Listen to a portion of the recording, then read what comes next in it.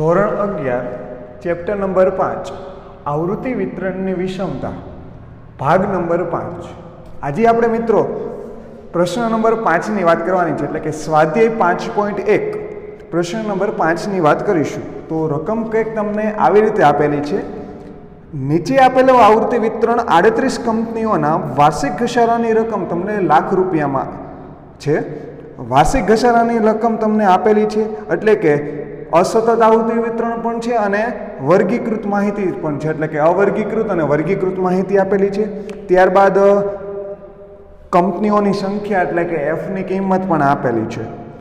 પછી નીચે કંઈક આપેલું છે કે આ માહિતીનો ઉપયોગ કરી કાર્લ પિયર્સનની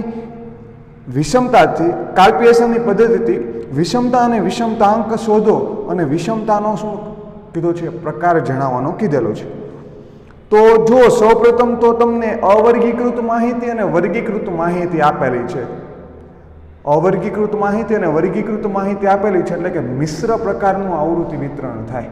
એટલે કે જ્યારે એટલું યાદ રાખવાનું કે જ્યારે મિશ્ર પ્રકારનું આવૃત્તિ વિતરણ તમને આપેલું હોય ત્યારે તમારે ત્યારે બહુલક સ્પષ્ટ ન હોય તે રીતનો ઉપયોગ કરવાનો થશે। એટલે કે કયા સૂત્રનો ઉપયોગ કરવાનો થાય? બહુલક સ્પષ્ટ ન હોય એટલે કે જો વિષમતાને મેળવવાનું કીધેલું હોય તો SK બરાબર 3 x બાર માઇનસ m, અને ત્યારબાદ વિષમતાંક મેળવવાનું કીધું હોય તો J બરાબર 3 x બાર માઇનસ m ના છેદમાં s, તે સૂત્રનો તમારે ઉપયોગ કરવાનો થશે। તો સૌપ્રથમ આપણે પહેલાં કોષ્ટક તૈયાર કરીએ અને કોષ્ટક પરથી કઈ રીતે ગણતરી આવે છે તે જોઈએ।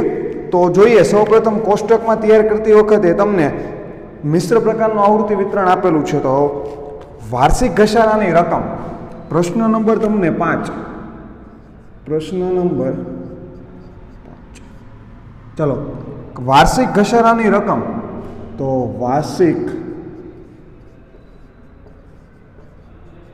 ઘસારાની રકમ ચાલો કઈ કઈ આપેલી છે તો લખી નાખીએ। તો સૌપ્રથમ 7, ત્યારબાદ 9, ત્યારબાદ 10, પછી વર્ગ આપેલા છે 11 થી 20, ત્યારબાદ 21 થી 24 અને 25 થી 36, અને છેલ્લે શું આવશે તો કુલ, બરોબર છે। ત્યારબાદ પછી કીધેલું છે કંપનીઓની સંખ્યા, તો લખવાનું કે કંપનીઓની સંખ્યા, ચાલો તેને x તરીકે દર્શાવવામાં આવે, સોરી f તરીકે દર્શાવવામાં, એટલે કે આવૃત્તિની કિંમત આપેલી છે તો f તરીકે, તો કિંમત આપેલી છે 2, 3, 4, 7, 12 અને 10, એટલે કે n ની કિંમત કેટલી મળશે તમને? 38 કિંમત મળશે। આટલી કિંમત તમને આપેલી છે। હવે આની ઉપરથી તમને x ની કિંમત આપેલી નથી। આજે આપણે રીત કરીશું FIXI વાળી, એટલે કે fx વાળી રીત કરીશું। તો x ની કિંમત એટલે કે મધ્ય કિંમત આપેલી નથી, તો મધ્ય કિંમતને મેળવવા માટે તો મધ્ય કિંમત, ચાલો મધ્ય કિંમત એટલે કે x, ચાલો આની કિંમત કેટલી આવશે? પહેલાની તો 7 ની કેટલી આવશે? 7 જ રહેશે, 7, ત્યારબાદ 9 ની 9 જ રહેશે, ત્યારબાદ 10 ની કેટલી રહેશે? 10। હવે ફેરફાર મધ્ય કિંમતમાં અહીંયા થશે, તો મધ્ય કિંમતને મેળવવા માટેનું સૂત્ર શું? તો ઉર્ધ્વસીમા બિંદુ પ્લસ શું આવશે? અધસીમા બિંદુ છેદમાં 2, એટલે કે અધસીમા બિંદુની કિંમત આવશે 11, ઉર્ધ્વસીમા બિંદુની કિંમત આવશે તમને 20। 11 પ્લસ 20 એટલે કે કેટલા થશે? 31 થાય। તો 31 ના છેદમાં 2 કરો એટલે કે કિંમત આવશે તમારી 15.5 કિંમત આવે। કેટલી આવશે? તો 15.5। એવી રીતે 21 પ્લસ 24 ભાગ્યા 2 કરવાથી તમારી કિંમત આવશે 22.5। ત્યારબાદ 25 પ્લસ 36 ભાગ્યા 2 કરવાથી તમારી કિંમત આવશે 30.5, તો 30.5। ચાલો મધ્ય કિંમત પણ મળી ગઈ તમને। હવે શું થશે? તો f અને x નો ગુણાકાર, એટલે કે કિંમત મળશે તમને fx। ગુણાકાર કરીએ તો 2 ગુણ્યા 7 એટલે કે 14 કિંમત આવશે. 3 ગુણ્યા કેટલા કરવાના થશે? 9. 9 તેરીને 27 તો 27. 4 ગુણ્યા 10 એટલે કે 40 કિંમત. ત્યારબાદ 7 ગુણ્યા 15.5 એટલે કે કિંમત આવશે 108.5 તો 108.5. 12 ગુણ્યા 22.5 એટલે કે કિંમત આવશે 270. ત્યારબાદ 10 ગુણ્યા 30.5 એટલે કે કિંમત આવશે 305. એટલે કે છેલ્લે કુલ કિંમત સરવાળો કરતા તમને કિંમત મળશે સિગ્મા fx ની કિંમત. તો સરવાળો કરો તો કિંમત કેટલી મળશે તમને? 764.5. તો લખું છું 764.5. કેની કિંમત મળી તમને? તો સિગ્મા fx ની કિંમત મળી. હવે પ્રમાણિત વિચલનને મેળવવા માટે fx² ની કિંમતની જરૂર પડે છે, એટલે કે fx². ચાલો fx² ની કિંમત એટલે કે fx ગુણ્યા શું આવશે? fx ગુણ્યા x આવશે, x. ચાલો 14 ગુણ્યા 7 કરો એટલે કે 7 ગુણ્યા 14 એટલે કે 14 × 7 = 98. 27 ગુણ્યા કેટલા કરવાના?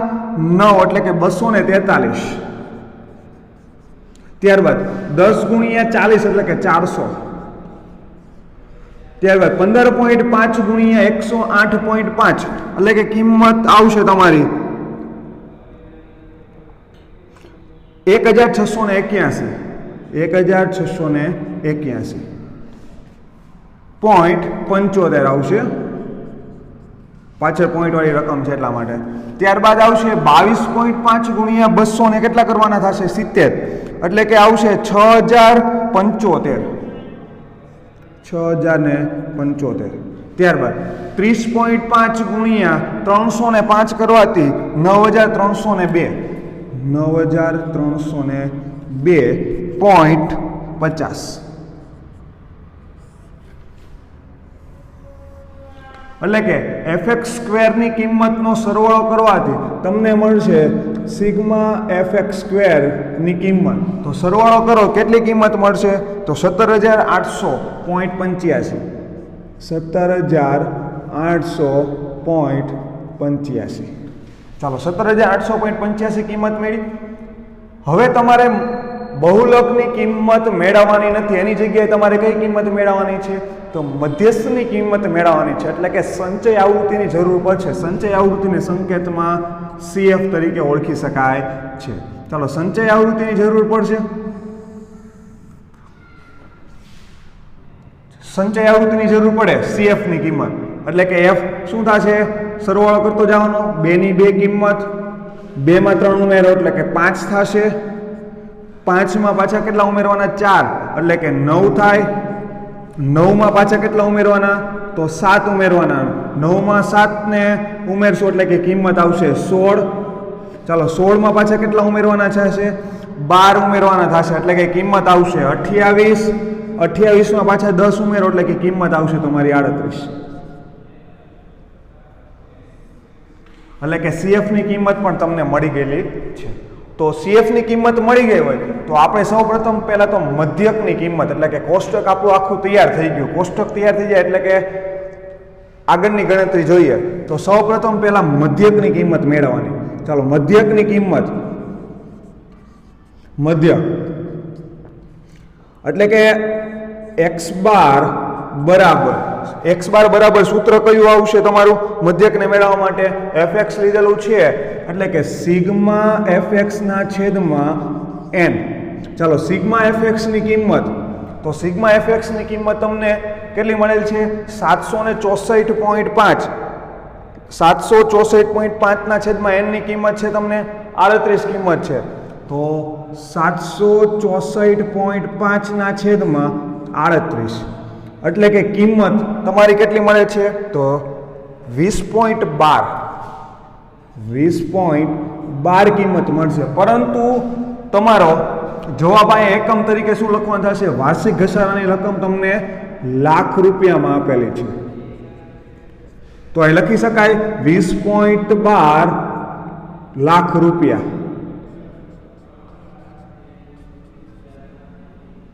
એટલે કે મધ્યકની કિંમત તમારી મળેલી છે.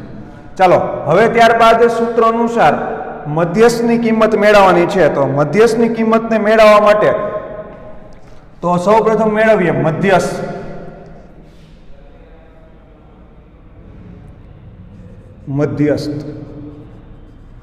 બરાબર છે.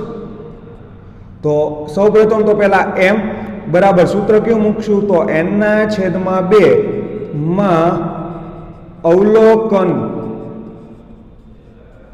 ની કિંમત, n/2 માં અવલોકનની કિંમત. ચાલો n ની કિંમત એટલે કે 38. તો 38/2 માં અવલોકનની કિંમત 38 એટલે કે કેટલું થશે? તો 38 ભાગ્યા 2 કરવાથી તમારી કિંમત આવશે 19. તો લખી શકાય તો 19 માં અવલોકનની કિંમત. ચાલો 19 માં અવલોકનની કિંમત, 19 માં અવલોકન સમાવતો વર્ગ. તો 19 માં અવલોકન સમાવતો વર્ગ એટલે કે એની સામેનો વર્ગ થશે 21 થી 24 થશે. તો m વર્ગ લખી શકાય. તો m વર્ગ બરાબર 21 થી 24. ચાલો 21 થી 24 આવ્યો વર્ગ. હવે ત્યારબાદ શું મેળવવાનું થશે તમારે? તો m ની કિંમત મેળવવાની થશે. આ આપણે મેળવી હતી m વર્ગની કિંમત. ચાલો m ની કિંમત મૂકીએ તો m ની કિંમતને મેળવવા માટેનું સૂત્ર શું આવશે? l plus n/2 minus cf છેદમાં f ગુણ્યા c.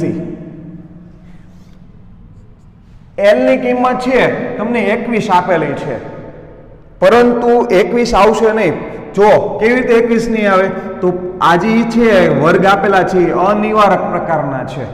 એટલે કે જે યાદ રાખવું કે જ્યારે તમને વર્ગ અનિવારક પ્રકારના આપેલા હોય ત્યારે તમારે ફરજિયાત તેને નિવારક પ્રકારના ફેરવવા પડશે અને ત્યારબાદ એની કિંમત લખવાની. હવે માનો કે નિવારક પ્રકારમાં ફેરવીએ તો 0.5 કિંમત અધસીમામાંથી બાદ કરીએ એટલે કે 20.5 કિંમત આવશે. તો l ની કિંમત કેટલી આવશે? 20.5 પ્લસ n/2 એટલે કે 19 માઇનસ cf ની કિંમત એટલે કે આગળના વર્ગની સંચય આવૃત્તિ એટલે કે 16 કિંમત આવશે. તો 16 છેદમાં f ની કિંમત તો 12 આવશે ગુણ્યા c ની કિંમત કેટલી આવશે? તો આ બંનેનો તફાવત. તો આ બંનેનો તફાવત એટલે કે કિંમત આવશે તમારી 4. બરોબર. ચાલો લખો આગળ. તો 20.5 પ્લસ 19 માઇનસ 16 એટલે કે 3/12. તો 3/12 તો 3 ગુણ્યા 4 એટલે કે કેટલી કિંમત આવશે? તો 12 કિંમત આવશે. 3 ચોક 12 થશે એટલે કે 12/12 થશે. ત્યારબાદ આગળ ચાલો 20.5 પ્લસ 12/12 એટલે કે કિંમત આવશે 1. એટલે કિંમત તમને કેટલી મળી? તો 21.5 કિંમત મળી. કેટલી કિંમત મળી? 21.5. એકમ તરીકે લાખ રૂપિયા. તો મધ્યસ્થની કિંમત તમને 21.5 લાખ રૂપિયા મળે છે. હવે તમારે શું મેળવવાનું થયું? તો પ્રમાણિત વિચલનની કિંમત મેળવવાની થઈ. પ્રમાણિત વિચલનની કિંમત મેળવીએ તો સૌપ્રથમ પહેલા શું મૂકવું પડશે? એનું સૂત્ર મૂકવું પડશે. ચાલો સૂત્ર મૂકીએ કિંમત. તો લખવું પડશે સૌપ્રથમ પ્રમાણિત વિચલન S બરાબર વર્ગમૂળમાં સિગ્મા fx નો વર્ગ છેદમાં n માઇનસ સિગ્મા fx ના છેદમાં n આખા કાઉન્સનો વર્ગ. કિંમત મૂકો. સિગ્મા fx નો વર્ગની કિંમત 17,800.25. તો 17,800.25 ના છેદમાં n ની કિંમત એટલે કે 38 માઇનસ fx ની કિંમત સિગ્મા fx ની કિંમત 764.4 764.5 છે સોરી 5 ના છેદમાં 38 આખા કૌંસનો શું આવશે વર્ગ ચાલો વર્ગમૂળમાં 17,800.25 ના છેદમાં 38 કરવાથી તમારી કિંમત મળશે 468.43 468.43 માઇનસ 764.5 ના છેદમાં 38 કરવાથી તમારી કિંમત મળશે 20.12 કેટલી કિંમત મળશે તો 20.12 પરંતુ વર્ગ તો રહેશે જ તે ચાલો આગળ ત્યારબાદ વર્ગમૂળમાં 468.43 માઇનસ 20.12 નો વર્ગ કરવાથી 404.81 તો 404.81 માઇનસ કરો એટલે કે વર્ગમૂળમાં આવશે તો વર્ગમૂળમાં કિંમત આવશે 63.62 તેને વર્ગમૂળમાંથી દૂર કરો ચાલો વર્ગમૂળમાંથી દૂર કરી કિંમત એટલે કે તમારી કિંમત આવી 7.98 તો 7.98 લાખ રૂપિયા કિંમત મળી ગઈ હવે શું મેળવવાનું છે તો કાલ્પીયસનની રીતે વિષમતાંક ચાલો સૌ અહીં લખવું પડશે કે કાલ્પીયસન સનની રીત તો સૌપ્રથમ પહેલા વિષમતાની કિંમત મેળવીએ તો વિષમતાને મેળવવા માટેના સંકેતમાં SK વડે દર્શાવવામાં આવે છે તો SK બરાબર શું આવશે 3 કૌંસમાં x બાર માઇનસ m બરાબર x બાર માઇનસ m એટલે કે 3 કૌંસમાં x બારની કિંમત કેટલી મળેલી હતી તો 20.12 ચાલો 20.12 માઇનસ m ની કિંમત કેટલી મળેલી હતી m એટલે કે મધ્યસ્થની કિંમત 21.5 એટલે કે 3 ગુણ્યા 20.12 માંથી 21.5 ની કિંમતને બાદ કરો એટલે કે માઇનસ 1.38 હવે ગુણાકાર કરો બંનેનો ચાલો ગુણાકાર કરીએ આ બંનેનો એટલે કે કિંમત આવશે માઇનસ 4.14 હવે જુઓ આપણે બે પ્રકાર જોયા હતા કે નિરપેક્ષ અને સાપેક્ષ એમાં નિરપેક્ષ એટલે કે શું કહી શકાતું હતું તો વિષમતા કહી શકાતું એમાં એવું નહોતું કીધેલું કે વિષમતા એકમથી મુક્ત માપ છે બરોબર છે એવું શબ્દનો ઉલ્લેખ કરેલો નથી એટલે કે ચોક્કસ કહી શકાય કે વિષમતાની જ્યારે કિંમત મેળવવામાં આવે છે ત્યારે તેની એકમની કિંમત દર્શાવવી ફરજિયાત બને છે એકમની કિંમત દર્શાવવી હોય તો કઈ દર્શાવી શકાય તો લાખ રૂપિયા દર્શાવી શકાય એટલે કે માઇનસ 4.14 લાખ રૂપિયા આ કોની કિંમત મળી તો SK ની કિંમત મળેલી છે બરોબર હવે કિંમત મેળવીએ આપણે શેની કિંમત મેળવીએ તો મેળવીએ વિષમતાંક તો વિષમતાંક ચાલો વિષમતાંકને મેળવવા માટેનું સૂત્ર શું તો J બરાબર SK ના છેદમાં શું આવશે S હવે SK ની કિંમત કેટલી મળી તો માઇનસ 4.14 તો માઇનસ 4.14 ના છેદમાં S ની કિંમત કઈ મળી હતી 7.98 તો 7.98 એટલે કે J ની કિંમત કેટલી મળશે મિત્રો તમને તો J ની કિંમત મળશે માઇનસ 0.52 અહીં એકમ દર્શાવવાનું થશે નહીં કેમ કે વિષમતાંક એકમથી મુક્ત માપ છે વિષમતાંક કેવું છે એકમથી મુક્ત માપ ત્યારબાદ તમને કીધેલું છે કે વિષમતાનો પ્રકાર જણાવવાનો છે વિષમતાનો પ્રકાર જણાવવાનું કીધેલું હોય તો લખી શકાય કે વિષમતાનો પ્રકાર ઋણ છે એટલે કે ઋણ વિષમ કહી શકો છો કેમ અહીં કિંમત કેવી આવી છે માઇનસમાં આવેલી છે બરોબર એટલે કે પ્રશ્ન નંબર 5 ની આપણે જે વાત કરેલી છે